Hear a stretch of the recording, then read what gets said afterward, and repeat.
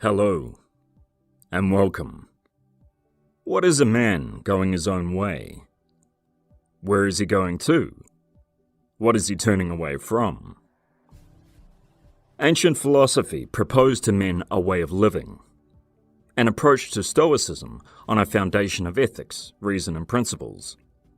And the end result was not to teach, but to inspire men to think. Philosophy begins with wonder. A conscious thought and critical reasoning leads a man to question his reality, what he's seen, and what he's heard his entire life.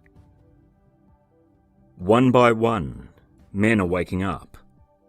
Such men have now found their voice individually and collectively. Generations of men who are not afraid to speak up for their needs and for what they will no longer tolerate. And this conscious awakening is taking place in part online, a loose collective of voices echoing out across cyberspace. Plato stated that we can forgive the child for being afraid of the dark, but the greatest tragedy is when men are afraid of the light. We live in a time where conformity has become the rule of law, and those who question the status quo are often vilified, censored, where those who stand for truth have been excluded and branded as extremists. Yet it is in this search for truth where the questions themselves outweigh the answers, and where every answer leads to new questions. Man's constant forge to understand, to make sense of his experience and of the world he inhabits, has led many to a point of no return. And that's the burden that knowledge and experience places on the shoulders of men. Well, even Atlas shrugged. And just like Atlas, many men today have released themselves of the burden of societal expectation and embraced a way of living and a philosophy that has given their lives meaning and purpose. From out of the darkness comes the truth. As with any tale, this all starts as any story begins, around the campfire, with the voices of men sharing their experiences, their pain, and their truth. This is men going their own way.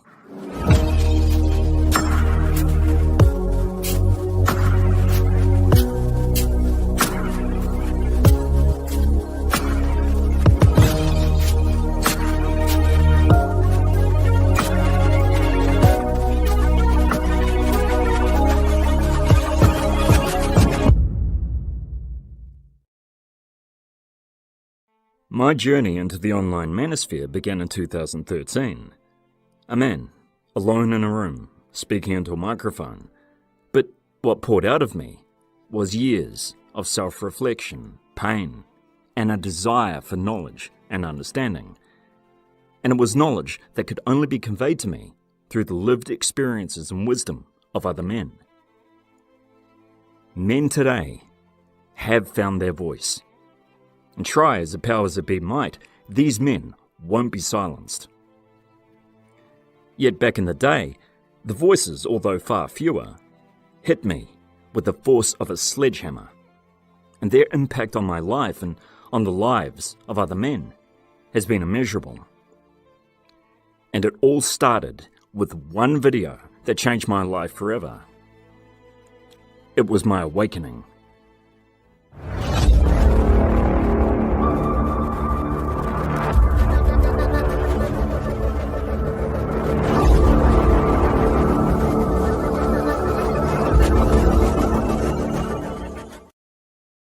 Men suffer far more under the Iron Curtain of Marxist feminism, but for some odd reason, women seem to be more miserable than ever. And that's because the worst thing Western women could have done is to bog themselves down in the tar pits chasing the feminist fantasy that speaks to the very worst parts of the female psyche. Indeed, the entire reason that women have been such a privileged class throughout history is because only the good parts of her nature were displayed openly in society for everyone to see. Feminism, for the first time possibly in recorded history, has allowed Western women to show their true nature, and it's the worst possible thing they could have done for themselves, because now the physical beauty of women comes as a double-edged sword of documented and well-known unbridled greed, manipulation, and toxicity. And not since the days of Samson and Delilah have men been so keenly aware of the destruction and havoc women can visit upon them. And so now, women can no longer fetch the admiration and devotion of men in any meaningful way. Men aren't amazed or awestruck when we look at women. Men are suspicious and cautious and frankly want as little to do with women as possible. And when men want as little to do with something as possible, we strip down our interaction with it to the necessities, which means that men generally only want to be around women for as long as it takes to fuck them. And feminism and the women who practice it are to blame, not men. Feminism made women absolutely unbearable to be around and impossible to form lasting bonds with, and so by default, men categorized you as nothing but the very sex objects feminists claim the patriarchy labeled you as. That's why the Western woman is so intent on making sure everybody notices her outfit that showed just enough ass and tits for plausible deniability. At work, on the street, in the supermarket, at the DMV, at Blockbuster, and everywhere else. Because sex is all they are. They have nothing else. Ass and tits and painted up faces that make them look like clowns and heels that make them look taller than what they really are. That's all they have left. The manginas that haven't figured out how much the very women they grovel to despise them aren't going to save you. You may have government catching you with their safety nets, but in reality all they can really do for you is throw more money at the symptoms of your misery. The feminist governments in the West are so good at hiding the fact that they're such a huge part of the cause of the Western woman's sickness that she believes government to be the cure for it. The Western skank isn't going to be saved by the hordes of doctors scripting her more antidepressants than ever, and she isn't going to be saved by going to church and expecting men to believe that that makes them somehow cleansed of the stench of the long list of men in her past. God may forgive your degeneracy, but men still know what you are, what you've done, and more importantly, who you've done, so you'll have to excuse us if we really aren't in the mood to accommodate reformed whores that want to be housewives. But even more than that, men don't even want housewives anymore. Because after a half-century of feminism, the only real result I can see is that women have lost their luster and retain only a fraction of the appeal they held in the days of fabricated oppression and patriarchy. And the worst part for them is that the fraction of appeal they've managed to hold on to, i.e. their pussies, depreciates in value with age and with use by other men. The post-feminism man is a nice guy, thug, a bad boy, or an educated man, or whatever.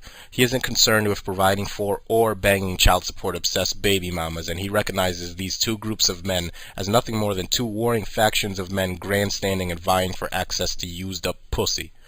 He's not a race, he's not a sperm donor, he's not an ATM machine, or anything else. The only thing that the post-feminism man irrefutably is and will be is what he's always been, just a man, ready and willing and fully equipped to withstand and confront Marxist feminism on all of its fronts.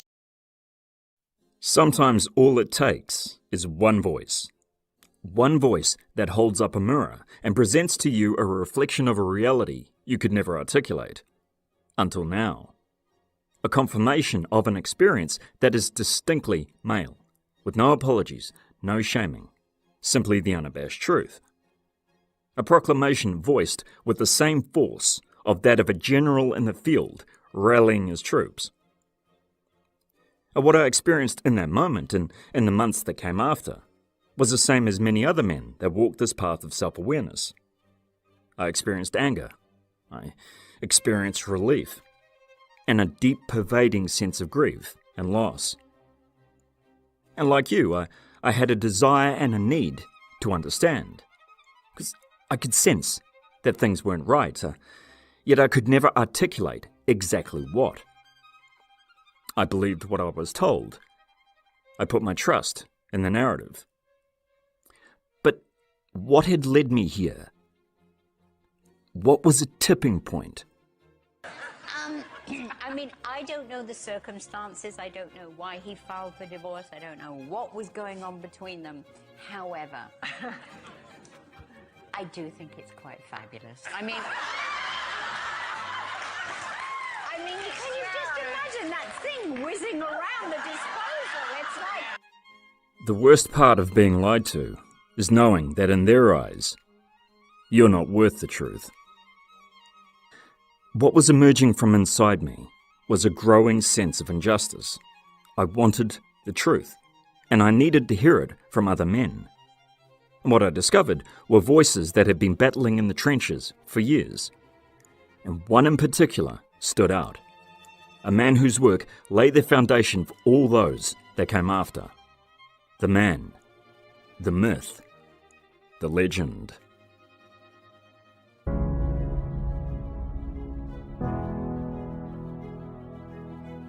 Do we need more women in the boardroom, the same way we need more white sprinters in the 100 metres?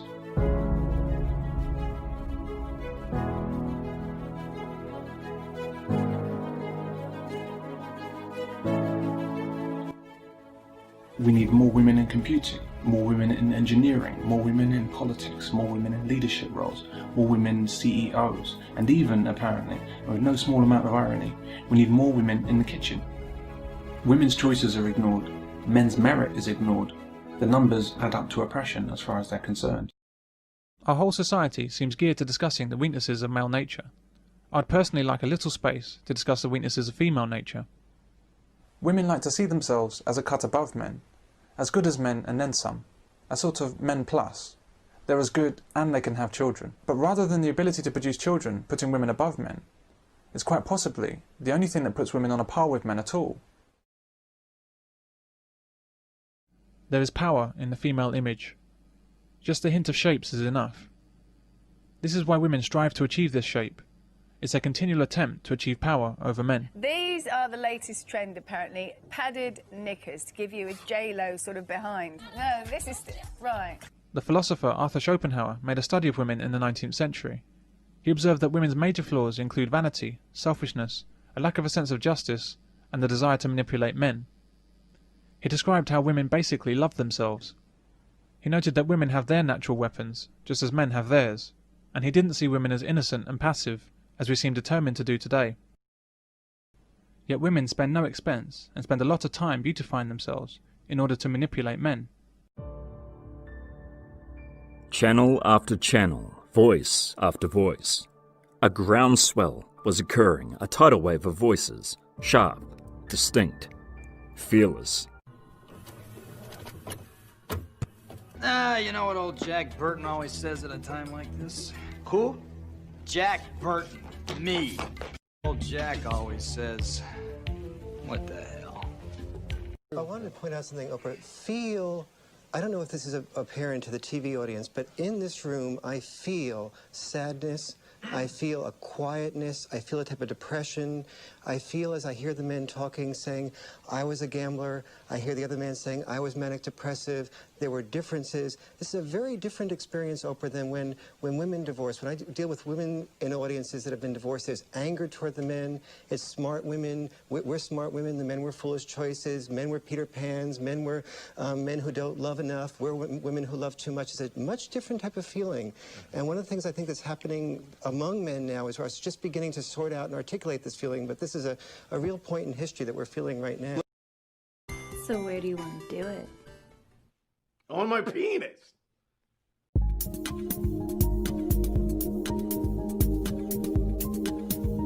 She was the designated victim. He was the default perpetrator. There's your fucking therapy. I never saw a marriage and family therapist even begin to explore whether the female in that relationship might be the kind that makes sobering up seem worse than drinking Drano. Focusing on the worst parts of him and the best parts of her is a completely lopsided proposition. Even a crackhead recognizes that.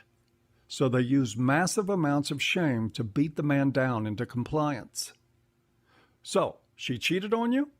Well, isn't that because you drove her away with your drinking? What's that you say? You didn't start drinking heavily till after she cheated? You're projecting the blame. No one made you pick up a bottle. How do you think that made her feel? What was even more fascinating was seeing how malleable men were in these situations. They were usually incapable of defending themselves. All they could do was stutter and fall flat in the face of shaming, no matter how blatantly unfair it was. The men who tried to defend themselves or point to the fact that the wife was often as destructive as his addiction were easily shut down by the Sisters of Shame, the tag team pair of marriage therapist and wife. For instance, I remember one man who briefly interrupted the procession of his mistakes being beaten like a herd of dead horses and said, and I'm paraphrasing here, I drank a lot out of frustration. Living with her is like living with a block of ice. She barely talks to me unless she wants to complain or needs money. He was going to say more, but the marriage therapist interrupted and said, quite sharply, "So, your being an alcoholic is her fault." She might as well have added an eye roll, but it had the intended effect. He shut up about his problems and went back to apologizing for the pain he had caused her. It was as though he was apologizing for being alive. His pain over feeling unloved, used, isolated, and demonized got shoved right back down into his gut, where he would probably drink over it in the future. The wife got to maintain her position of superiority with the help of her mental health professional, and I got to take on the task of trying to help him clean up the mess in the wake of that session. What may be useful in this story is the lesson about shame and how it is used to control men and how utterly powerful it can be. Most men are socialized to feel deeply ashamed of standing up to a woman. In fact, that is why you see white knights conflate setting limits with women with attacking them.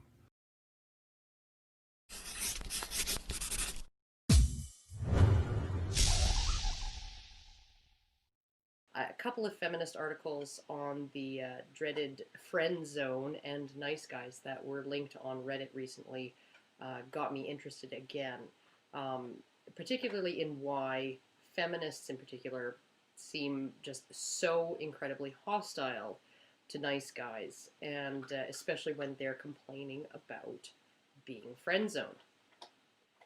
To illustrate the level of hostility in these feminist attitudes, I'm going to quote from the first article that was linked. "The reason the friend zone gives me such a bad taste in my mouth is women are under no obligation to return romantic feelings for a man, and the existence of a friend zone suggests otherwise." Now, I can only really scratch my head and wonder how on earth does the mere existence of a friend zone and a man's annoyance at finding himself in it suggest that men believe women are obligated to return romantic feelings. And frankly, I don't really see what the hell is so wrong with wanting sex and trying to convince someone you like to have it with you. But anyway, she continues. "Men who say they were friend-zoned are often the same nice guys who think that if they had tried harder they could have won her over. These men view women as pretty sparkly prizes with vaginas. So, having romantic feelings for a person and wanting to have a romantic relationship with that person and feeling disappointed when all you get is platonic friendship is exactly the same thing as viewing women as pretty sparkly prizes with vaginas. I wonder if any of these feminists have ever watched a movie like My Best Friend's Wedding or Some Kind of Wonderful or any of those other films where it's the woman who finds herself in the friend zone and somehow doesn't manage to be overjoyed and spilling with gratitude to be stuck there the way men are expected to. You know, women who pine and long and yearn and sometimes even plot the whole way through the film.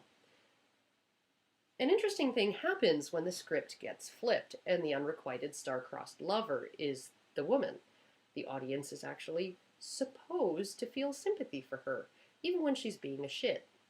They're not supposed to throw popcorn at the screen and scream at her to be grateful he'll even hang out with her, and berate her for feeling entitled to sex and love. If she wins him over, we feel elated. When she fails, we feel sorry for her. And when she sacrifices her happiness for his, we admire her. So, given how people are supposed to feel about friend-zoned nice gals, and how people for the most part actually do feel about them, the feminist attitude toward nice guys who get bummed out by the friend zone, it just seems hypocritical on an epic scale. Men were finally speaking their truth, but now they were digging deeper than ever before into that which drives us. Base primal instincts, evolutionary biology, cause and effect. The layers were being pulled back, and what lay underneath was ugly. The cold, hard reality of the human condition. And what I was witnessing was groundbreaking. The ideas, the concepts were revelatory. They challenged every preconception I had about relationships, about society, and human instincts. and with every new video, there was an air of excitement. The words were like a scalpel, cutting away every falsehood I'd ever been told. And these words themselves, they took on a language all of its own. And out of all of these, there was one voice who dug deeper than all the rest. A man who didn't just stare into the abyss, but laid it bare for all to see.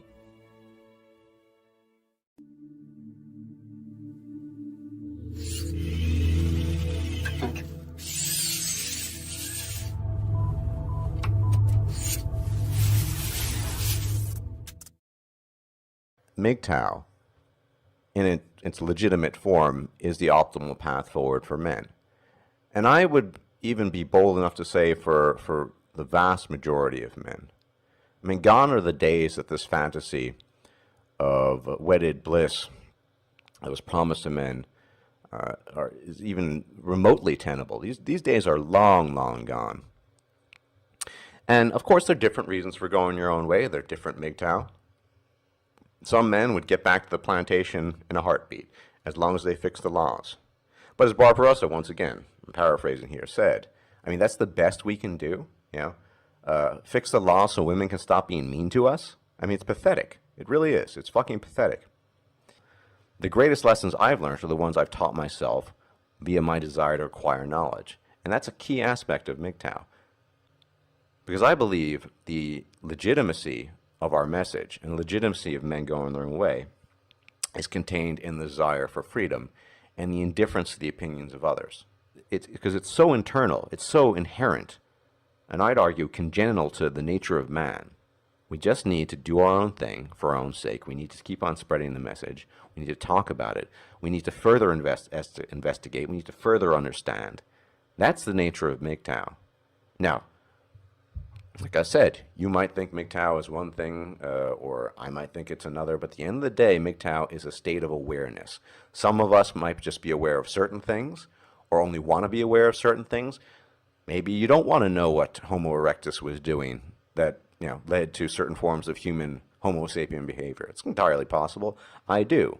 So there are different levels of awareness. It doesn't matter, though. That thirst for knowledge is the embodiment of what it means to be a man. That desire for freedom is the embodiment of what it means to be a man. All of these things, they come together. That's why I see MGTOW, in Western nations at least, as a form of future for men. Now, I'm not talking specifically about reproduction. I'm talking about a mental future, a future of the mind, as I like to say in German, a future of the Geist. We're moving forward. We're going our own way. Freedom is the message.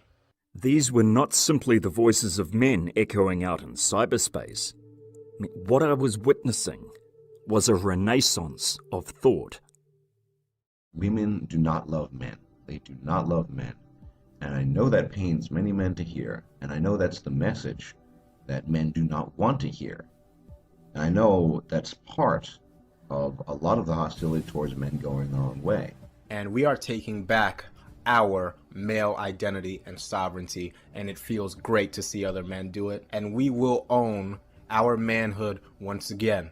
We will have a male identity again, and we will do so unapologetically. This is the harsh reality that men need to accept, and many men just aren't there yet. You can navigate this society. You can successfully maneuver your way through this society unscathed by the forces of misandry. You can.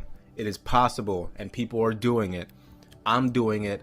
Other men are doing it all over the world. The desire for unfreedom is quite simply a desire to avert a feeling of loneliness. Now, this has multifactorial causes in the human male. Parasitism that has been the last 60 years has finally sucked men dry for so long that we cannot stand for it anymore, and it is time to remove the tick. The awareness, whether we acknowledge it or not openly, of the vastness of the cosmos and our relative or absolute smallness compared to that, despite being part of it. I mean, we are, at the end of the day, stardust, as people like to say.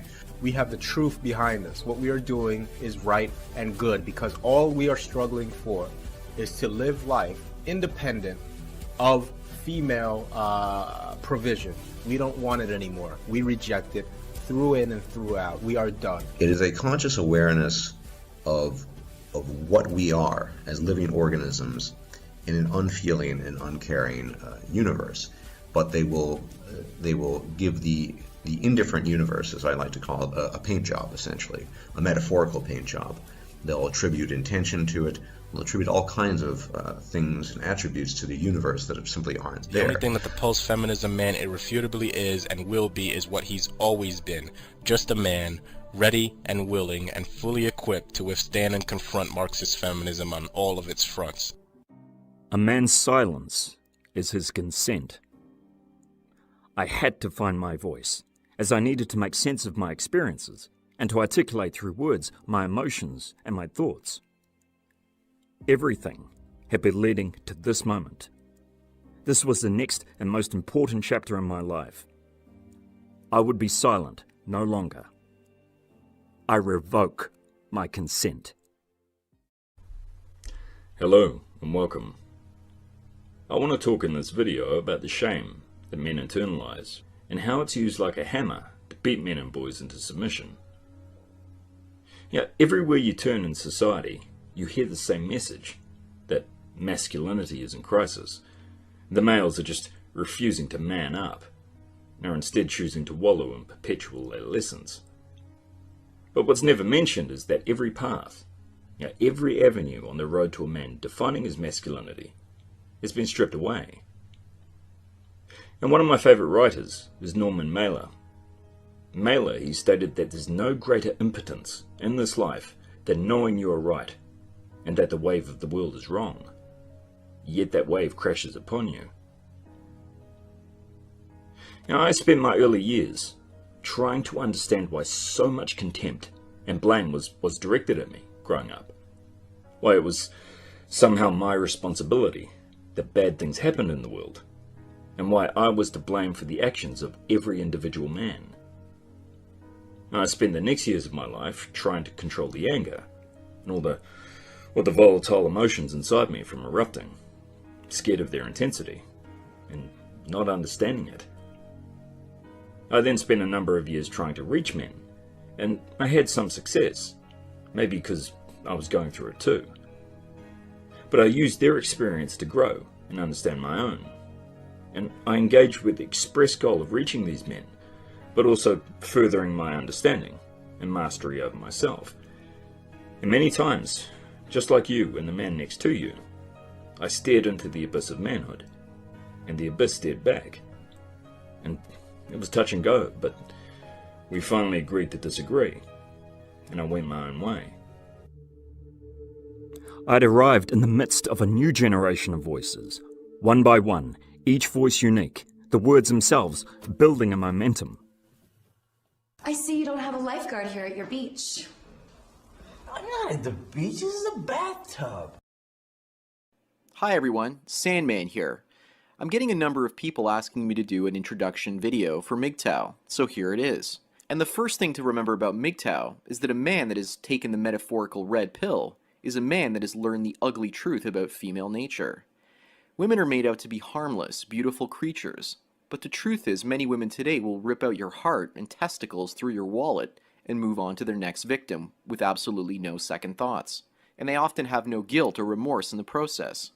So taking the red pill is making yourself aware of how women operate, and you stop being naive about it. With regards to becoming a MGTOW, there are 4 or 5 different levels to MGTOW. The first level is the purple pill man. This is the man that's aware that women use the government, the courts, and men's desires to reproduce to take advantage of men. But the purple pill man believes that the risks of a relationship and marriage are often worth the potential punishment. A level 2 MGTOW believes in dating and short-term relationships, but not marriage, long-term relationships, or cohabitation with women. To him, these often seem very dangerous. A level 3 MGTOW doesn't believe in dating women at all, and limits his interactions with women as much as possible. A level 4 MGTOW tries to limit his interactions with the state and everyone else as much as possible too. He is what is referred to as a guy that's ghosting or trying to stay invisible to women and the state. So once you know where you stand with regards to the spectrum, then you either have a choice to stay away from women entirely or take varying relationship risks. Then you basically can start to gain true situational awareness. This is where you start to identify different types of female behavior and begin to understand what motivates women to act in such ways. Without men, civilization would collapse, yet somehow women think that they no longer need men and that men are obsolete. Hey everybody, John the Other here. Obviously. Rather than referring to my own writing today, I'm going to refer to an article which was published a week ago on WND.com from an author named Patrice Lewis, who is a traditional conservative woman, which I call a traditional gynocentric woman. That's wonderful. A woman who admires and appreciates men. Yay! Fantastic! Really? I actually think I prefer feminist to this. And here's why. I'm going to scroll back to the top of the article. I admire men. Specifically, I admire men who are controlled, confident, and fulfill their biological destiny as protectors and providers. In other words, she admires servants. She admires disposable men who are happy to be disposable. She's talking about dangerous, dirty jobs that women can't or won't do. Her words. And she also plays into that myth of women civilized men. Tame their testosterone and all this business. Now, the reason what is called the traditional conservative role-based, men do this thing, women do that thing, model for social cohesion, really is driven by the economy of lower technology culture of the past, when a lot of dirty, dangerous jobs simply couldn't be done by people who were, not really fucking physically big and tough and strong. We live in a modern age where we have, modern robotics and a lot of machine-assisted work, and things are much safer now than they used to be. Why on earth would we go back to a society where men are the controlled servants? I mean, let's read this sentence carefully and understand what's being said. I don't think even this author quite grasps what she's revealing. This is the first sentence in the article. I admire men, specifically I admire men who are controlled, confident, and who fulfill their biological destiny as protectors and providers. She's saying it's your purpose in life to be a servant. And later on she talks about the dirty, dangerous work, the disposable male work. And I mean, not the work is disposable, the males are disposable. Do we think that traditional conservatism is a model where men are going to get something back that they should get back? No, they're going to get back to being disposable, and we'll praise them. Thanks. Thanks for throwing your life away for my benefit, for dying when it's convenient for others. Among the voices were men who had suffered unimaginable loss, and their grief hung heavy on their every word, and the sharing of their experiences resonated deeply with every man who had experienced the same grave injustices. I wanted to make this video to try to help some MGTOW men who no longer see their children. A lot of the references I'll be making may draw parallels with the death of a child, and there's a good reason for this.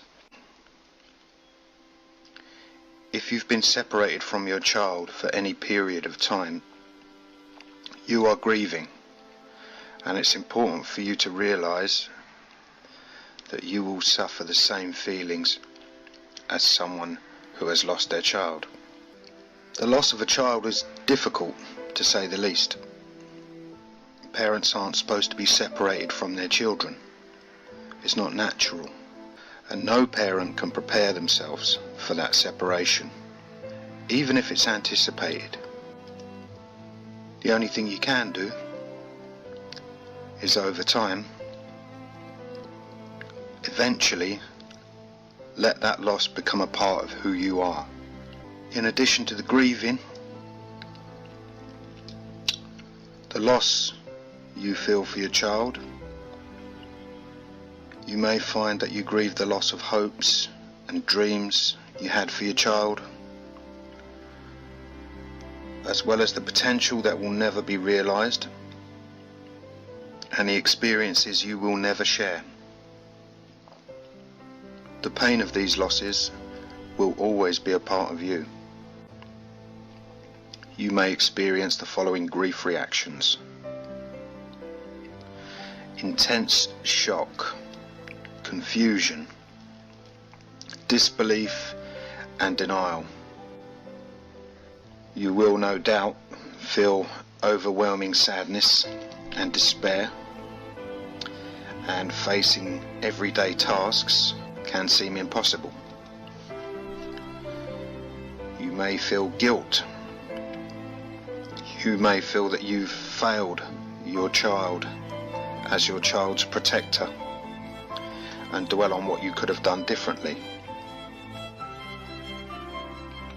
You may have intense anger and feelings of bitterness and unfairness at life. You may also be resentful towards parents who still have their children. You may feel that your life has no meaning, and you may wish to be released from your pain. You may dream about your child frequently. You may even feel your child's presence nearby. You may feel that the magnitude of your loss separates you from others, and that no one can truly understand how you feel. The critical examination of interpersonal relationships between men and women were brought for the first time to the forefront of conversation, and men were not pulling their punches. A long time ago, before MGTOW, I was in a bar, surprise, surprise, and I was talking to a woman, and she was complaining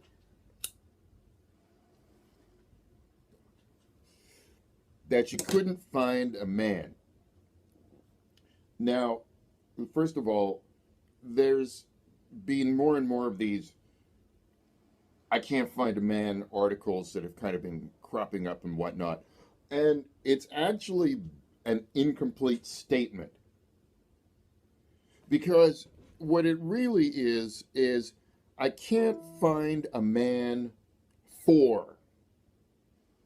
I can't find a man to, right? I can't find a man to have babies with. I can't find a man who makes enough money. I can't find a man who will help me take care of my kids. What I haven't seen yet, and frankly I'm not going to motherfucking see, is I can't find a man because I fucking like men. I'm not going to see that. I would love to. I think a lot of guys would love to see that. I'm not going to see it. But anyway, so I'm talking to this lawyer, and I said to her, "Well, how old are you?" And she said, "Well, I'm 37. And I said, "Well, okay, here's the basic problem as I see it. You're 37, and there's a good chance that the lawyers that are around you are also in your peer group, right? Somewhere in the early to mid to late 30s and above. Now, you're looking for a man.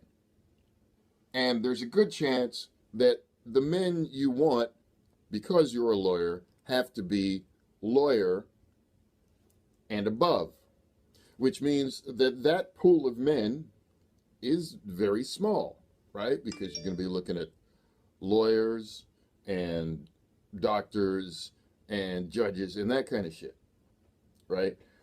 But at the same time that you're doing that, those men, because of their higher position, have access to women of your status and lower.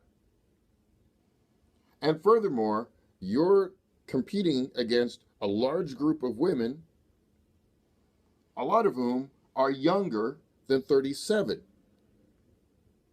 And when it comes to having babies, he's probably not going to pick you. And I said, I don't think it's going to happen like that. And she said to me, I don't know if I felt bad, maybe I did, maybe I didn't, I can't remember. But she said to me, "So, are you saying that I'm going to be alone for the rest of my life?" And I said, "No, but you may want to get a cat." Men were questioning the fundamentals of human nature, reality, and relationships. They were making sense of things through critical discussion and analysis. The Greeks called it the love of wisdom. For men in the manosphere, it was an awakening of the mind. And not since ancient times had men engaged in such a deep process of self-examination and self-mastery.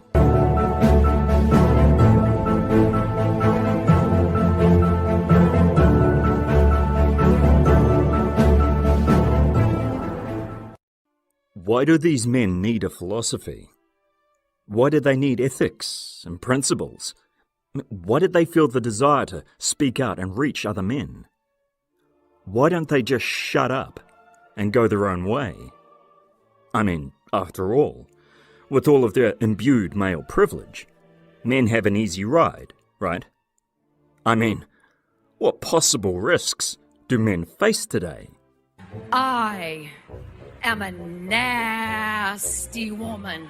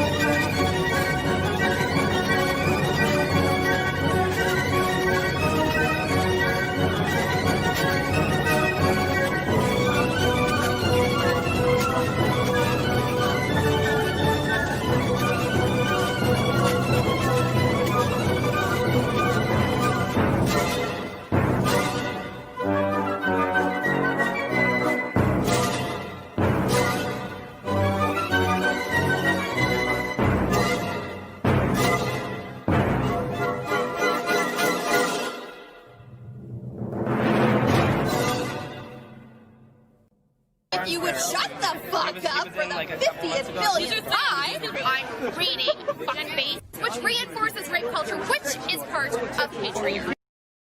Socrates stated that the secret to change is to focus your energy not on fighting the old, but on building the new. Men were now forging their own path, understanding full well that self-preservation is a necessity, and that the self is worth preserving. It was the understanding that masculinity is a strength, not a defect, and in truth that masculinity is a driving force behind civilization, behind higher thought, and all founding principles, and is that which forms the basis and foundation for all of humanity's greatest achievements. And it was the knowledge that stating this fact out loud was not toxic or a means of oppression, but rather a declaration of emancipation. Most men are made to feel either consciously and also unconsciously, reflexively insecure about the deficiency of being simply male. more precisely the axiom peddled to us all of being embarrassed about masculinity, being insecure about masculinity. But today, every single man, figuratively speaking, is made to feel in a similar way, very, very embarrassed and apologetic of simply being born the way he is. Again, not boo-hooing any of this. I'm saying the underlying insecurities that are getting baked in over the last couple of generations. We're coming out of the womb not just teaching men this, but it's like saying the sky is blue these days, that men should apologize and qualify everything by being sorry that they're male. I mean, you don't get men qualifying a statement by saying as a man and then confidently making their point. It's the opposite. It's apologizing for being a man and then begging to be heard and accepted. Men are laughing at themselves to disarm the people around them so they can be accepted. And it's not like where you have a scar on your face and you're trying to be bigger than it and get over a superficial insecurity that you personally have that others don't really feel as much as you. No, this is a widely accepted insecurity. This is a clownish thing that all men these days tend to feel, aside from the few more confident men, where they're apologizing for being masculine. They think they're apologizing for being male. They're actually apologizing for potentially exuding any kind of masculinity. You can be a male walking around, that's fine, but don't exude anything away from the female archetype. Don't say or animate anything from yourself as a man that might suggest masculinity, that may suggest anything away from the female. You must act female, and anything other than that is deemed as clownish, embarrassing masculinity. You can't apologize for being masculine because there's no empathy or sympathy to be had from females. They cannot empathize with being a man, and they do not have any sympathy with masculinity, only contempt. And everything we see here and is directed to us in the censorious nature of everything, including channels, media, how we're able to speak, a lot of things I've described in my last video about censoring ourselves, illustrates this. There's no point debasing yourself by making a joke of your masculinity, gentlemen, of your maleness, because there's no sympathy or empathy to be had. Furthermore, the majority of women out there are awful at the abstraction of sympathy. Unless it's self-referentially female, they cannot understand the language. Society may change, but human nature does not. It's often said that monkeys are superior to men because when a monkey looks in the mirror, he actually sees a monkey.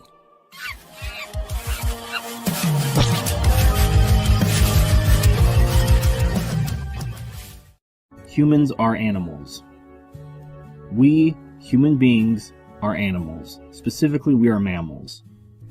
Your thoughts, the thoughts coming from the more primitive parts of your brain, the parts responsible for emotion, memory, reproduction, and even happiness, have made you a slave. Your master are your urges, and they will lead you, as they have led countless men before you, to sacrifice yourself upon the altar of genetic reproduction.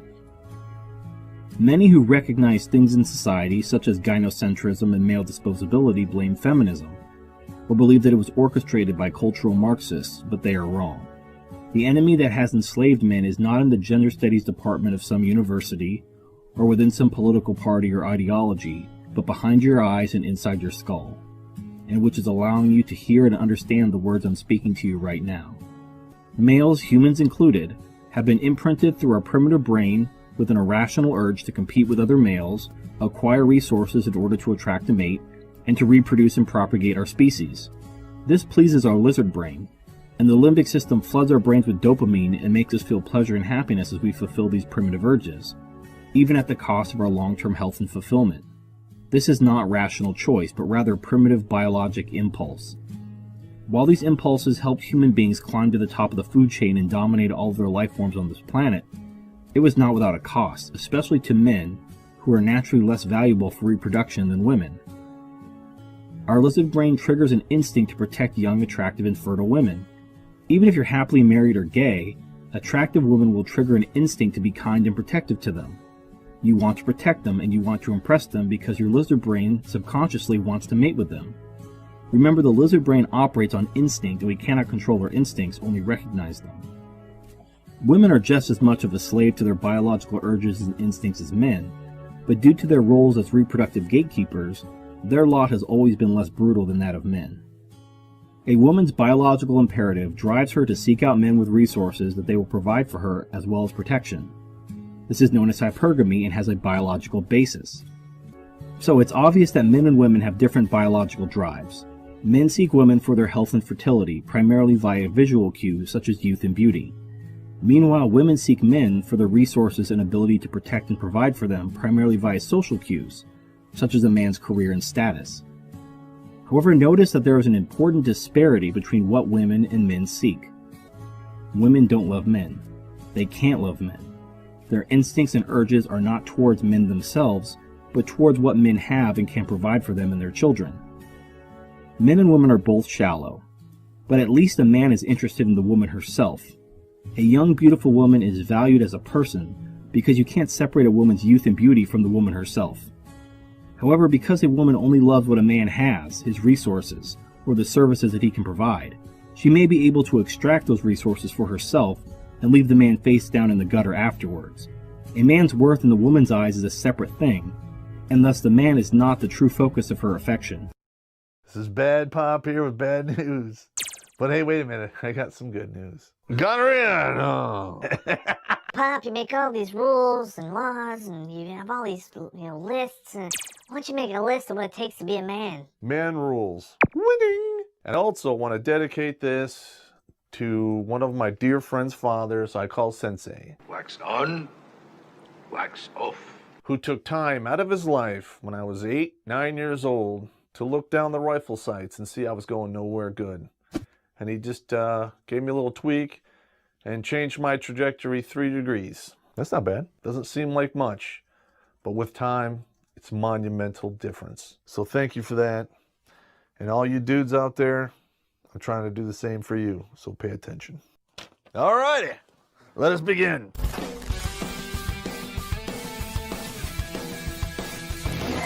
Oh, edit that out. No. Winning. I want to start off with this. I hear this all the time. It really pisses me off. Like, chivalry is dead, blah, blah, blah, blah. Women, shut your hole. Blow it out your ass. Chivalry is a warrior's code. It's for warriors. And it's alive and well amongst warriors and those who have a warrior heart. I need money. Wah. Shut your pie hole. If I don't pull out the chair for you, fall on the ground. I don't care. Wah. Gentlemen, a man does not make. All right? Being a gentleman is simply acting a certain way to get along in civilized society. Another way this could be phrased is conformity. And that is how you wind up being too afraid to speak your mind. Keep your goddamn word. Edit that out. This is the way it is. It's terrible. Pull your weight, do your best, and do your share. All right? I'm not expecting anyone to be Superman, but come on. Quit half-stepping it. If you half-step, you never get to where you want to go. I want what I want. I want it right now. Look, earn it. At the end of the day, when you lay your head down, be right, not correct, because the two are not the same. You can use a calculator and get the correct answer, but you didn't do the work. Do the work, and maybe you get a piece of hair pie. Winning! Put some on your head.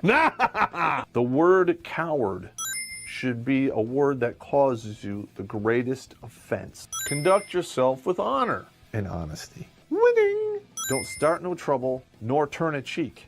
Because you turn one cheek, guess what? You're looking down at two, and we all know what happens after that. 2 shots in the butt, some pills, and a harsh talking to by your doctor. All you have is your honor and your dignity. So defend it. At the end of the day, you're the only one who's stuck with yourself. Get on your feet when trouble calls. Not some of the time, not part of the time, but all the time. Because cowards take it lying down. If you can do that, trouble will seldom, if ever, knock. And trouble is just like evil. Oh. It wants you to look the other way. It doesn't want you to do anything. Get on your feet. because evil triumphs when good men do nothing. Honor, yeah! If it's worth having, it's worth working for. Don't you quit. Not every life story is a success. But if you never quit, at least you have an interesting life. Assist those in need, but do not coddle the lazy. Because the lazy people, they already have the government. As far as I'm concerned, they can smurf my balls. If they're lazy, you leave them be. Murphy and Darwin will take care of the rest. Speak your heart, even if it hurts. No, because political correctness is just a lie by another name. So speak your mind, and those who stick around will be honorable people.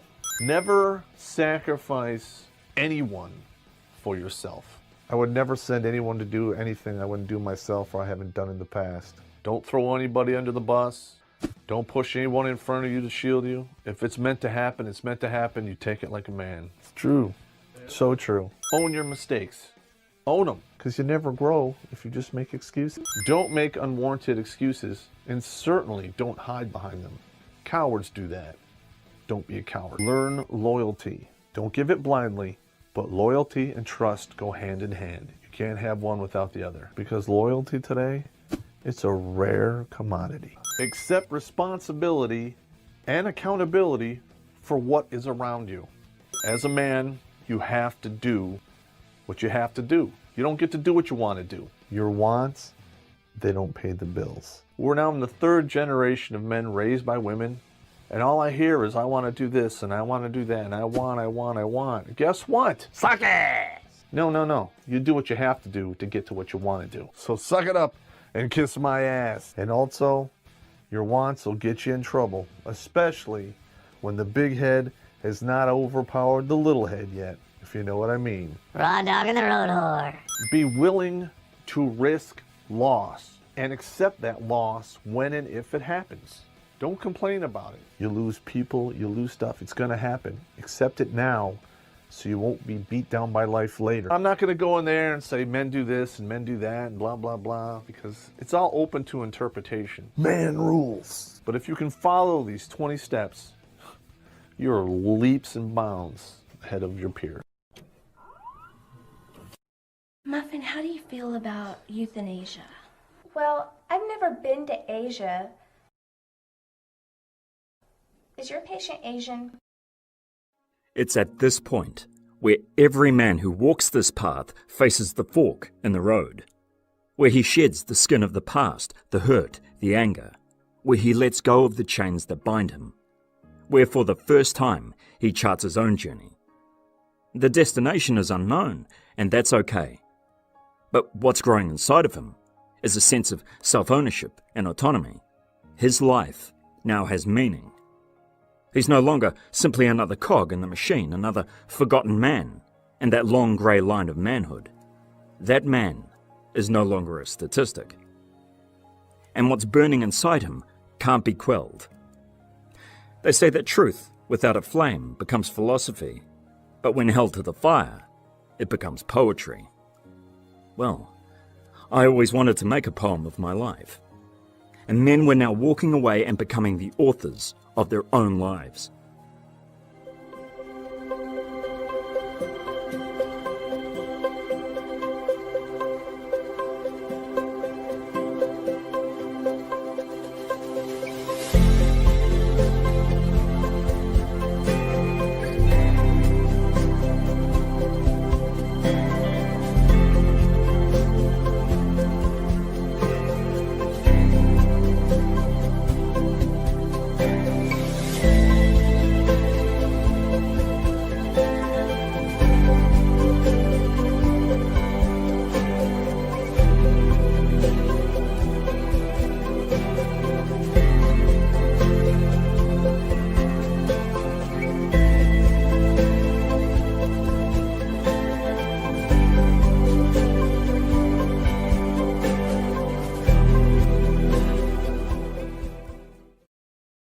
What the great minds of MGTOW have been creating over the last few years is something unconscious and emergent. Each person independently formalizing their observations into workable theories to explain some small part of the human condition. Dominance hierarchy, male mother need, in-group bias. Most perfect things in life are never perfect. They're the things you let go of, let become imperfect, and continually improve because you weren't afraid of them getting worse or failing. You just let them happen. Know where home is, gentlemen.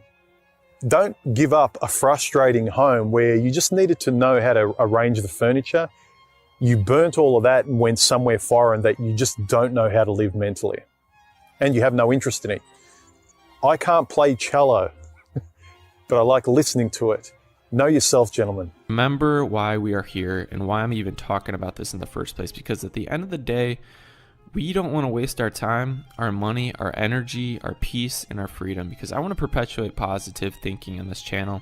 I want to perpetuate getting away from nihilism in MGTOW and recognizing the value that we have individually and just using our lives and taking advantage of this time that's given to us. I am here, and I can conceptualize the cosmos around me. I can appreciate beauty because of this brain that I have. I can feel and I can hurt. I have a choice to live and I have a choice to die. Within this knowledge, within this truth, I'm absolutely 100% free. And it doesn't feel bad. It doesn't feel good. It simply feels like living. Barbarossa cited a social study that examined the handing over of Hong Kong back to China in 1998. Now, within both of those cultures, men acquired resources and women married those men. When the borders broke down and beautiful Chinese women suddenly had access to wealthy, high-profile Hong Kong men with more resources than the local Chinese men they previously had access to, there was a huge influx of women from China marrying Hong Kong men, and the remaining Hong Kong women being forced to expatriate themselves in hopes of finding a suitable mate, rather than marrying down to one of the less wealthy Chinese men now available to them. Look at things that will specifically solve your specific problem. And the more you get used to doing that, the more you'll be able to learn how to navigate it and still be in your comfort zone. Yeah, we got trying times. Like these guys were saying, if you're losing work and you're being put in a position that you're unaccustomed to, it's a very good time for self-reflection. Anyway, the ant and the grasshopper parable is where the ant is like slowly and methodically preparing and saving for his future, and then whereas the grasshopper is just saying, hey, you ant, you have no, you're just a stick in the mud, you have no sense of fun, you should, there's food everywhere. And he was just fiddling in the forest, I mean in the plain or in the meadow, and eating all he wanted, and then eventually it got worse, and the cold weather started coming, and he was saying, well, it's still okay, you know, and he was still laughing at the ant as they were as he was like constantly grabbing grass seeds and putting them underground. And then the end of the story is when the grasshopper was freezing in the cold and said, would you let me in? I didn't save any bitcoins, and now I'm cold and I'm starving and I need help, right? And the story ends with the ant saying, no, fuck you, and go, and then basically go away and die. But in reality, the ant would come out and cut the grasshopper up into little pieces and take it down into its nest. So basically, yeah, the ant and the grasshopper, a very good parable for MGTOW and anybody else, really. The only constant is change. We live in times where men are facing unprecedented levels of hostility and discrimination. The unvarnished truth is that men and women have reached a point in today's society where they are completely incompatible. The dynamic between the sexes is now not only toxic, but inherently damaging to the psyche and to the physical health of men.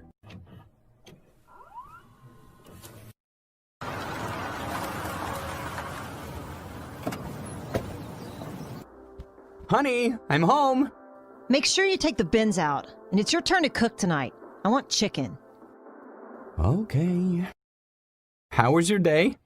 Good. I had brunch with Jennifer, then I did some clothes shopping, and in the afternoon I went for a massage and a spa treatment.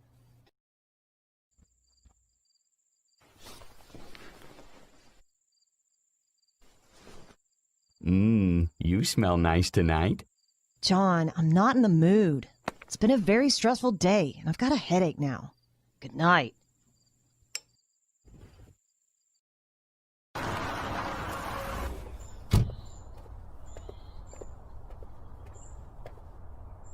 Huh?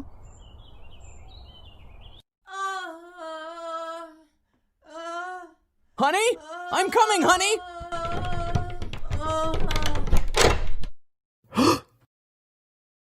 Yeah, take that shit, bitch. Fuck yeah. Stacy, what's going on? Uh-oh, another husband came home. Time to bounce, dog. This is all your fault. You don't treat me right anymore.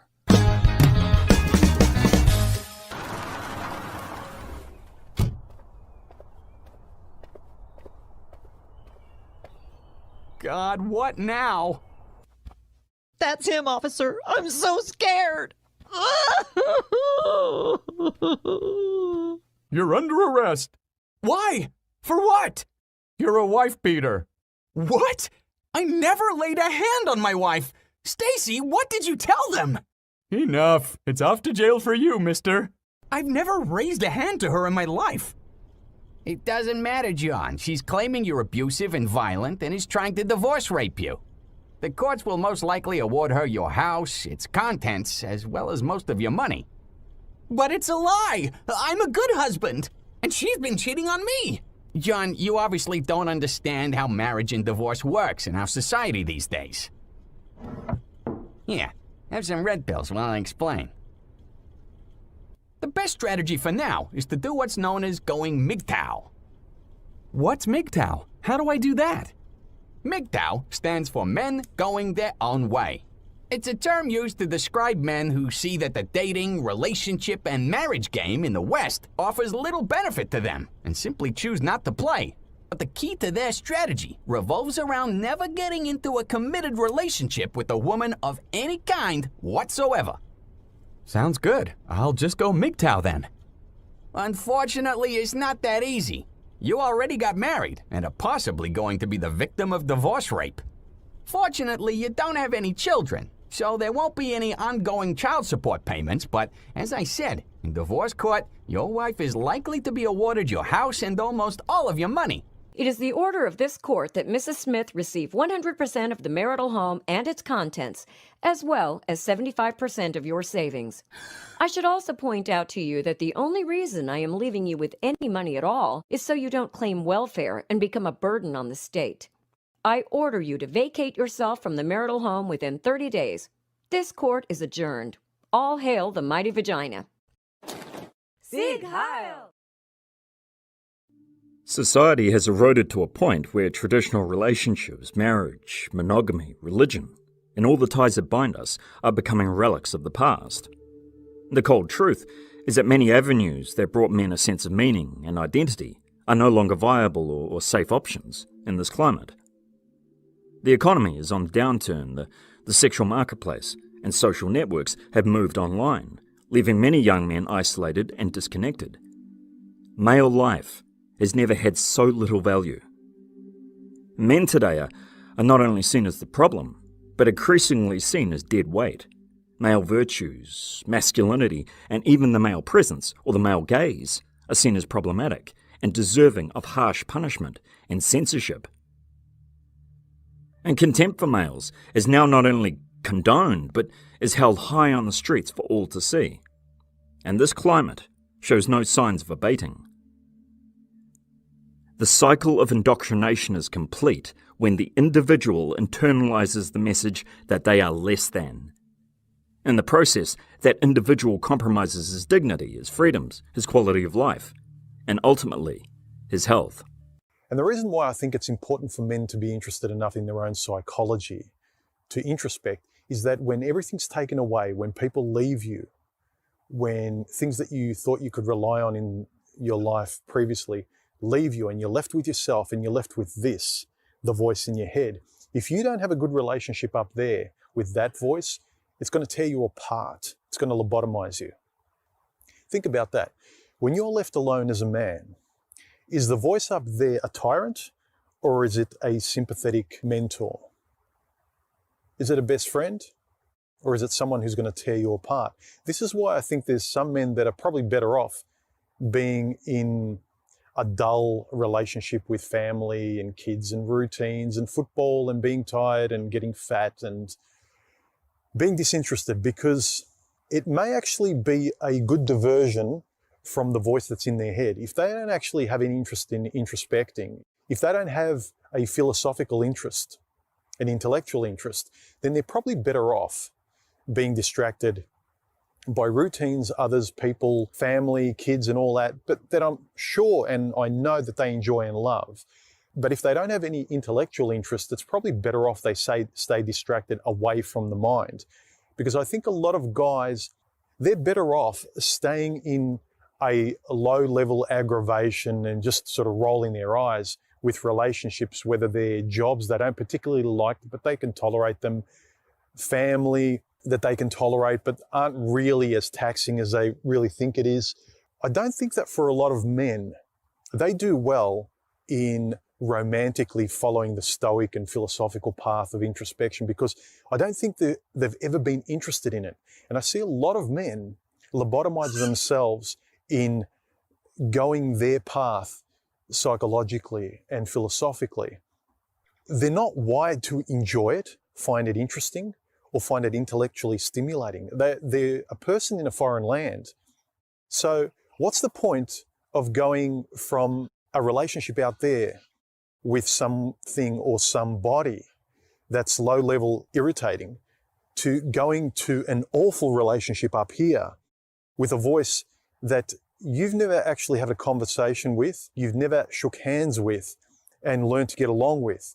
You get rid of a dull, boring relationship and you're left with an awful, lobotomizing one where you can't sleep and you can't tolerate it. I think it's far worse. The one thing a younger man can't see is what an older man has lived. Wisdom comes through knowledge and experience, and sometimes the most painful scars are the ones you can't see. But the man who hasn't learnt from his mistakes and from his pain has wasted his suffering. And men in later life, they often find themselves at an inevitable crossroads. And for a man to move towards that which he truly values, that which gives his life meaning, joy and purpose, he has to walk away from that which does not. It is interesting to me, and part of the reason that I've been involved in the MGTOW stuff mostly is in anticipation of these kinds of questions. Like all along the whole rather dispute between men and women and that dynamic, for a lot of guys, I think that's where they start to become accustomed to the idea that maybe culture and society is not necessarily your friend. That's where it often starts. But if one continues that going your own way path for a while, one will discover that the gender stuff is a symptom of a larger, deeper, and more pernicious metaphysical failing that we've discussed here in some extent, right? And as such, once you recognize that metaphysical thing is the thing behind all of these collapse dynamics and the lack of authenticity that we find so difficult, there is a certain amount of closure and potentially healing influence in that, because no longer is your ex-Chickie-Poo necessarily your mortal enemy, but in a lot of ways she as well, not in any way to justify anybody's behavior or what have you, but it does give you the possibility of understanding perhaps why she or he or whoever it was that did whatever to you may have chosen to do what it is that they did. And that's useful. I'm not telling you that you need to forgive anybody or blow it off or patch it up, but it can be useful for your own self to have some understanding of why that's more sophisticated than just thinking they're an evil, mean piece of shit. The reason a good person modifies their behavior isn't, in this case, to save the world. It's to save the authenticity of the relationship that one has with the world. And if the world does get saved by that, then that's the icing on the cake, right? And that is something that I can, in fact, do and succeed at. Simply to make the choice to be a constructive element as much as possible in the world, rather than a destructive one. It is just that simple. And at this point in history, for most of us, that's going to involve a certain kind of walking away. Grief is a rite of passage for men, but it's not a destination. It's only a step in the journey. And the most important step in the process is also the hardest. Letting go. All right, number one of the hardest walks to do is when you have to walk from the hearse to the graveside of one of your children. Now, I hope to God I never have to do that. I hope God doesn't put that on me. You know, of all of the shit on this list, to me, that's the toughest one right there. And my heart goes out to you guys out there if you've actually had to deal with this. And it fucking sucks, man. Next one. Okay, well, returning from war to no welcome. Nothing. And you basically come back, you make that long walk from the plane to the bus to the barracks. You get your fucking car. You drive to your fucking wife's place or girlfriend's fucking place or whatever. And it's tumbleweeds and dust. Everything is cleaned out and they're fucking gone. That fucking sucks too. All right, here's another hard one that most of you will do out there because you will fall for the 5 classic words a man uses that usually fuck his life up. And those are I love you, comma, I do. Yeah, you walk down the fucking aisle, you get married. That's a tough fucking one there. No, fuck that. I'm never doing that shit again. There is no way on earth, in the environment we have right now, where men are basically forced to adhere to laws about marriage that were made up in the 17th, 18th, and early part of the 19th century. And women are following laws that are from the 21st century. They're 150 years ahead of us. No, I'm sorry. And if any of you guys out there are thinking about getting married, don't fucking do it. Watch the string along video. Tells you how to string a relationship along for the maximum amount of time. Just do that instead of getting married, man. You know, you can still have kids or whatever you're gonna do if you choose to do that, but you know, be warned. That is dangerous also because, you know, you think it's a child, but in reality, anything can be used as a weapon, and anything that can be used as a weapon can be used for war, even your children. I read a quote by Wilder at a funeral of a male friend a few years ago, a man who I deeply respected, and it read, "The greatest tribute to the dead is not grief, but gratitude." Now, I'm thankful to those men who have helped me. Now, those men I knew who have passed on, who took their own lives, who died in unsafe work conditions, or from self-harming, self-medicating. I mourn for the pain and the loss they experienced in their life, but I don't mourn their memory. I cherish it and I respect it, because I'm grateful that they saved me from the same fate. And it was touch and go, like it was, or is, for some men watching this video. It could have gone a different way, but we're still here. And we need to keep asking the questions and doing the internal work. Because our experience deserves to be a complete one, on our terms. And for a process to be classified as a process, it needs to have an end goal, an objective. Define yours. Reach for it. Because we've earned that right. Once more into the fray. Accept your pain. Accept your guilt. Accept that as a part of you. Integrate it. And the sun is shining. And today is a good day. No regrets. We as a society have failed young men. And today a young man finds himself cut off from community, from family and social networks, and many have been cast adrift.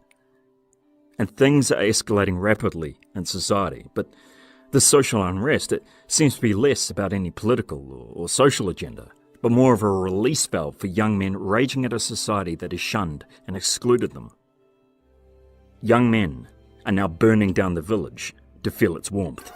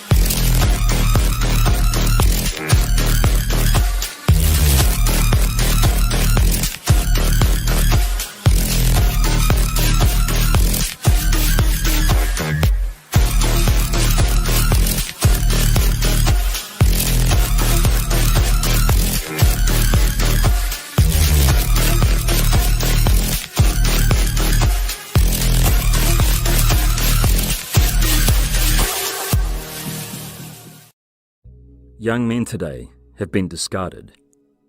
And as the world retreats online, the social and sexual options men once had are no longer attainable. The world has changed, and young men are suffering a profound level of social isolation. And diminishing options, rampant misandry, and a lack of hope are causing many to retreat from the world. And this loss of male labour, this loss of intellect and creativity, will have a profound impact on society. And we reap what we sow.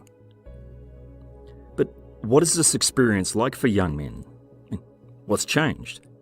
I mean, is it just me? Or are things getting crazier out there?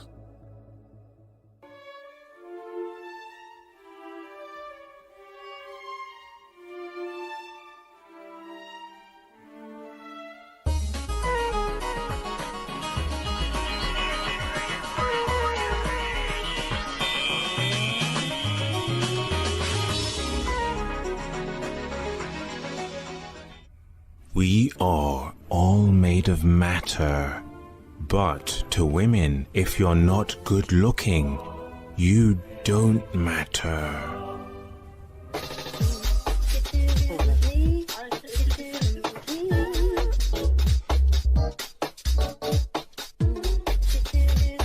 One of the most ignored and misunderstood phenomena in our modern age is the imbalance in the sensual dating market between men and women. Women have never had dating, socializing, and work life as good as now in the history of mankind, and still people are convinced that women are at a disadvantage. Society has changed. Online dating has seemingly taken over the primary ways of courtship in the present day. The industry was worth over $4 billion in the United States alone in 2019, but those numbers only set to grow as more and more people resort to find a match through the internet. For an estimated 600 million singles now online, expected to rise to 700 million by 2020, the first port of call is often their smartphone. The rapid adoption of smartphones in the world has spurred the increase in adoption of online dating. Tinder, the leading US phone dating app, was first released in 2012. Tinder emulated the model of Grindr, the leading dating and hookup app for gay men, which was released in 2009, helping to initiate the smartphone application phase of online dating. From the end of World War II until 2013, the most popular way heterosexual Americans met their romantic partners was through the intermediation of friends. One's close friends and family have, probably since the beginning of time, been the essential network that enabled connections to other people, the friends of one's friends. More distant ties have the potential to create a bridge to a new, previously unknown network of people and information. Friends, the close and the not so close, have been historically a crucial source of connections to others. The rise of the internet has allowed individuals in the dating market to disintermediate their friends and to instead meet romantic partners without the personal intermediation of their friends and family. We know things are bad, worse than bad. It is accurate to say that what we call the manosphere, an umbrella term that covers many different male-dominated online communities, vlogs, and blogs, is the common assertion that things are bad, worse than bad in terms of online dating and its results for males. The unfortunate part is that a deeper analysis yields a conclusion that things are actually much, much worse than they seem today. Probably part of the reason my self-esteem is crap is because all I'm getting is just the bottom scrapes. And I'm not saying that I have any hopes, any delusional hope of aiming any higher than, God forbid I try to talk to a woman at the gym. What the hell do I say? They're all busy on their treadmills and or lifting weights, fucking popping sexy squats. It's like, I'll just be on the pussy press over here, just kind of stare. I don't know. God, like what do you do? What do you even do? Because you have all of this going on in your head when you try to do a cold approach. And it's like, but you can't say what you want to say. I just want to walk up to a woman and tell her how frustrating it is that I have to deal with all these hot women around me. At least 50% of the entire female sex is enviably attractive, okay? I'm not picky. I'm a red, thick-blooded heterosexual male, okay? But at least in the online dating setting, like it's part of the interface, part of the norm, like sending a message like that. I can just say that when women are out, like in the rest of the world, in the grocery store, in the gym, on the street, even bars, honestly, it's useless going to bars, except to, pull pranks like I did a couple months ago. Because women are either with their friends or with their boyfriends or with other guys. Like, women do not go to establishments to find men anymore. Women just don't want men. I'm over everything. I'm over all this. I don't want the hoops and the drama. I just want to walk up to a woman, and even if it's something rude and angry, I'd rather say that. And have that than... But I can't do that. So what do I do now? If I don't have my dating apps anymore, if I'm not satisfied being a bottom feeder, I'm a monk now. I'm going to have to be a monk. I've still got a couple contacts left on my phone from like one or two. I think I've got an arrangement Wednesday, but with her half the time it just falls through. It's almost as if I'm going through life like just in this tunnel. Like I'm surrounded by walls, and I just feel like there's such an easy answer to all of it. It should just be so much easier. In the past, getting a young man to share with you his internal dialogue, to share all of those negative messages he tells himself, and getting him to that point where he would openly share that toxic self-narrative, it would be like pulling teeth. There would be a reluctance because he didn't want anyone to hear those words. So his battle would be a silent one. But today, that toxic internal dialogue has for many become an overt verbal mantra. Better to exist in hell than not at all, right? Yeah, right. It's feeling like it's not even worth existing in hell. Time to end it. No. Nobody cares, nobody likes you, nobody likes you, you're old and you're ugly. Nobody likes you, you're old and you're ugly. Ha ha ha ha. Time to kill yourself. Just slit your fucking throat. End it all. Nobody cares, faggot. Ha ha ha ha ha ha ha. Nobody gives a fuck. James could have easily been just another statistic, another man lost. And if he had stayed on his path, his memory to us would be that of a young man battling in the shadows, instead of a man searching for meaning and understanding in the light. What else to have to talk about? It's all in my mind all the time. Gotta get out of the thinking mind. How do you do that? Tell me, somebody, please. I keep my mind open, my heart open. I want to be free of this fear. That's all. I want to be free of fear. I want to be, but we need fear, I guess, to keep us out of danger, but I don't need fear every day. You know, fear uses a lot of energy, like every day, living in fear and thinking. It uses a lot of energy, so that's one of the reasons probably I can't put on weight. I can't, I'm always, it does damage to yourself. I mean, you're just doing damage to your own health. I was listening to Eckhart Tolle. He was saying, he had a good saying that, like, you expecting life to be easy makes it difficult. You gotta expect life to be difficult, and then you might be, like, look at a bird. It's out there every day is survival. Every day it's looking over its shoulder. Every day it could be eaten by a predator. Every day it's looking for food to survive. It's a hard life. A bird's life is a hard life. Our life is, there's so many more comforts, and comforts make you weaker. So, I've made myself very weak by just indulging in comfort and laying down into comfort, like, for years. You take that for granted, those things that are weakening you. Those things are weakening you every day. You're sitting in a temperature controlled environment. You aren't challenging yourself. You're feeding yourself pleasurable foods, looking for the next hit of pleasure, the next dopamine hit. All that stuff is making you weaker. It's made me weaker. I don't know how some people can just glide through life and do all these things, and they don't seem to be affected. Maybe they're good at putting on a facade, a mask, I don't know, but I'm too aware of that, and I know the impact it has on me. The more comfort I seek, the harder my life gets. The less comfort I seek, the more challenges I seek, the more I face challenges, the easier my life gets, because it's a contradiction. You're facing the hardships of life instead of hiding from them. Hiding from them, you get weaker. Facing them, you get stronger. It's simple. It's so simple, and yet... And it is true.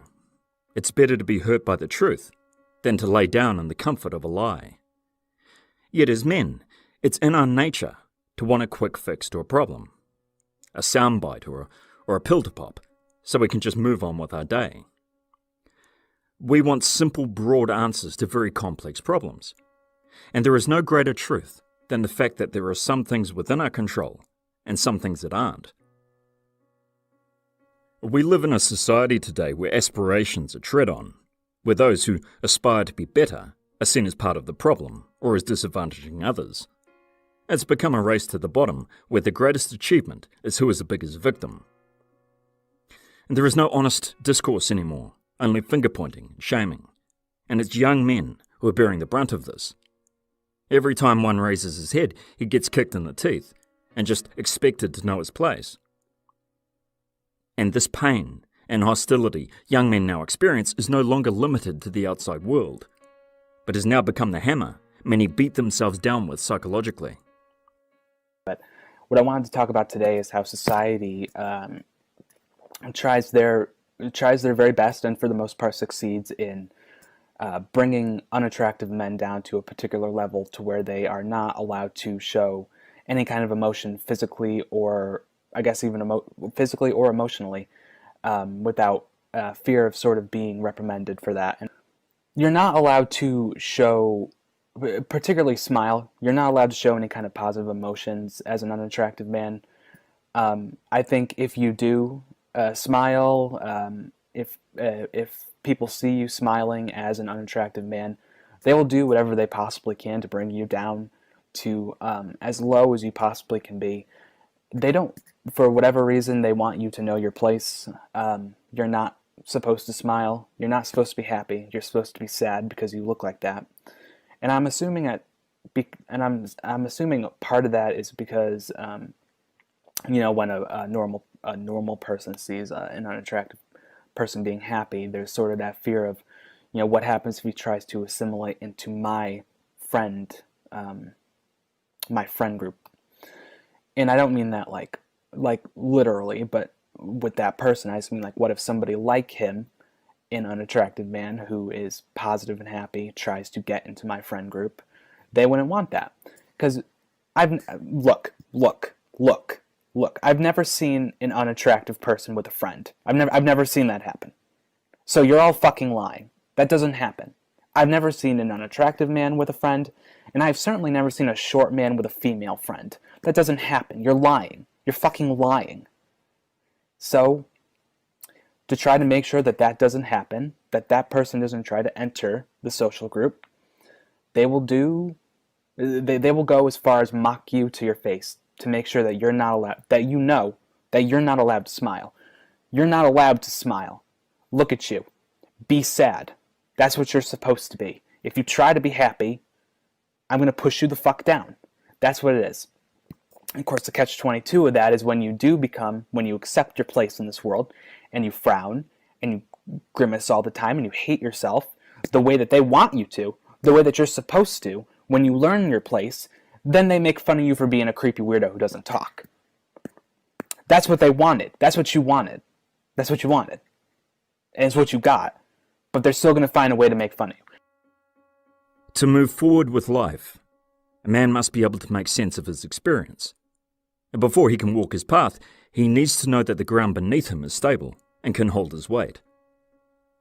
And he has to have that stability and his basic needs met, because if not, he can often act out, he can withdraw, and reach for any substitute he can to numb his pain in order to fill that void. The damage that has been done to young men today through broken families, through toxic messages, and the lack of male mentors, the damage from the absence of community, and from the lack of investment in these young men's futures, all this alienation we have subjected them to, the lack of opportunities, the absence of affection and care, the endless shaming and baseless attacks we heap on men simply due to their sex, this horrific hellscape that we have thrust on them is causing untold suffering for an entire generation of males. As a society, we have fundamentally and systematically failed young men.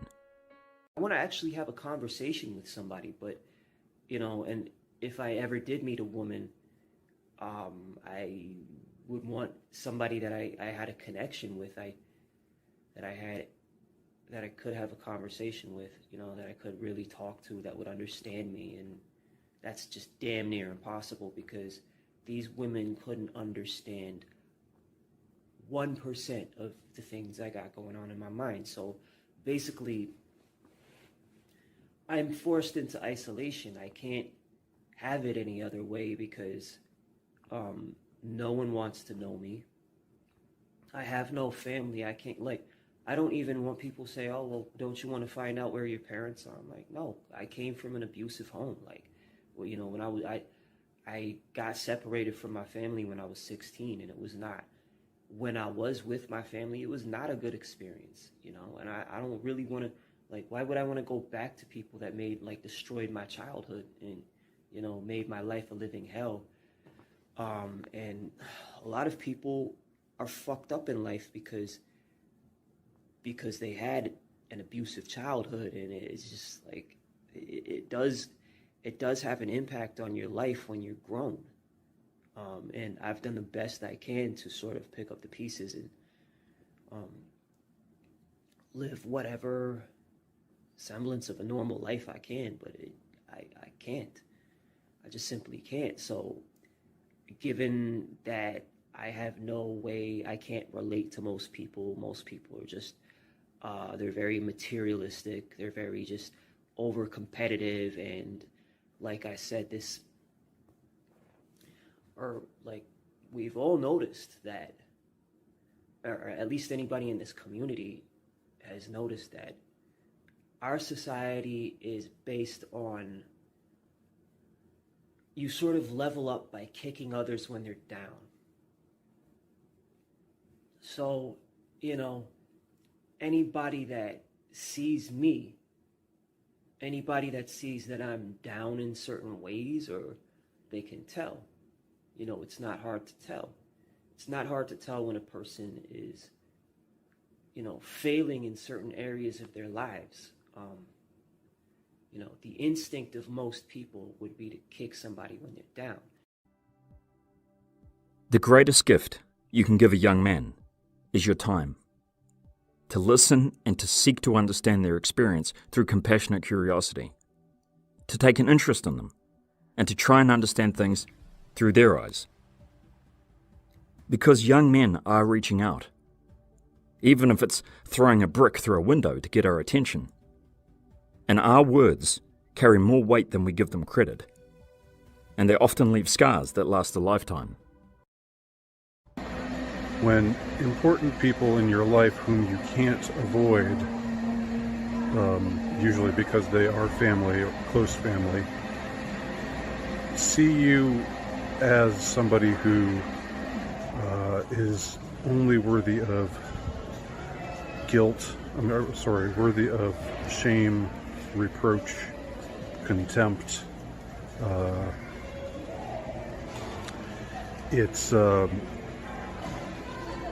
It really does do things to you. It stunts your emotional growth. It stunts your spiritual growth. It puts you in a certain position, psychically speaking, where you feel that you are always needing to prove yourself.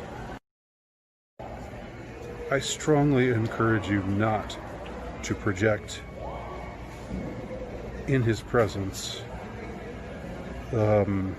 this sort of condescension masquerading as concern, because the effect that has upon that person will be profound if that is a person who again is impressionable and whom you are close to. I think if I knew that these others had pride in me rather than shame and grief over me, I would be a different person. And having them feel this way about me constantly, year after year, leads, well, I mean, I think it has definitely,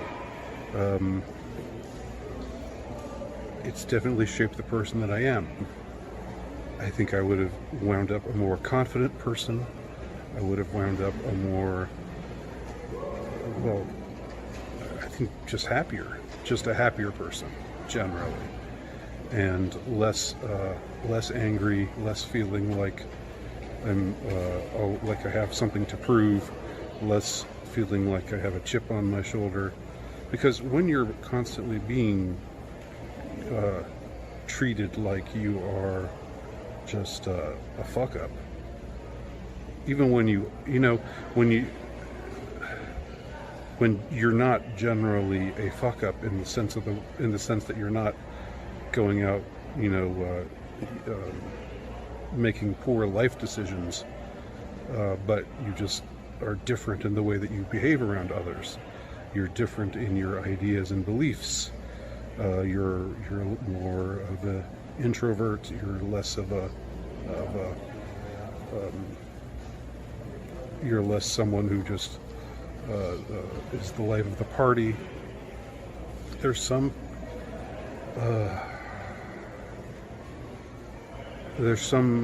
personalities who just can't handle that sort of being in their midst. The future is uncertain, but one thing remains clear, and it's that men's voices, their words, can have a profound impact on the life of a man. And it did for me. And it was through active application of that knowledge and through the action of change and letting go that I found purpose. And finally, peace. I thank you for that. I thank you for your insights and for sharing your experiences with me. And it's a privilege I don't take lightly.